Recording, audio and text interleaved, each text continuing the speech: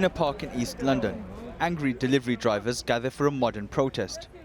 The tactics, posters and slogans are familiar, but the target is new, the gig economy, only made possible in the last few years through smartphone apps. We get an order, it pings on the screen, we click it, order gets accepted.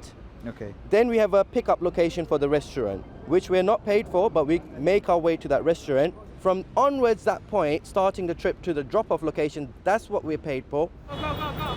Then it's off to Uber's offices in Convoy. Drivers are paid £3.30 per delivery, plus £1 per mile, from which Uber Eats takes a 25% service charge. Until August 19th, they were paid an extra £5 per delivery throughout the day. Now, they only get extra during peak hours. £4 a delivery at lunch, £3 at dinner. Drivers say they have seen a huge drop in their wages, and that's why they're taking this protest to Uber's offices in South London. They are asking for the London living wage, but as technically they are self-employed, minimum wage legislation does not apply. One of our brothers, he was there for about 10 hours, but he only went home with £9. Now, how is that fair on him? Every day I log in at 11:30 and I stay logged in until 9 o'clock, 10 o'clock. In the evening? In the evening. As the job comes in, I go to it. So you're doing what, 10 hours? Full 10 hours. I'm on logged in. I'm available to work for full 10 hours. In 10 hours you made £34? £34. As you can see here, £34.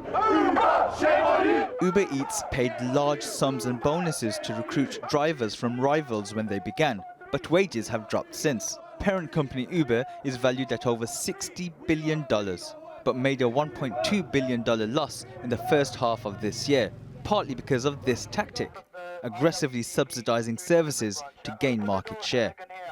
When they are able to do more deliveries per hour, they're able to make more in actual fares and less in incentives. So we restricted the incentives or reduced the incentives last week. Now, thankfully, since then, actually courier payouts are up 10% versus the previous week and well above the living wage.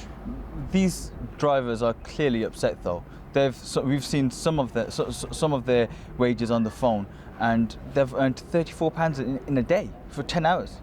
Sure, so I think on a one-to-one basis, we absolutely welcome couriers to come talk to us so we can help to understand why their earnings aren't kind of at the average level and ways that they can improve them. From our perspective, as we're doing the interview, the protesters arrive. Okay, I think they've kind of figured out you're here.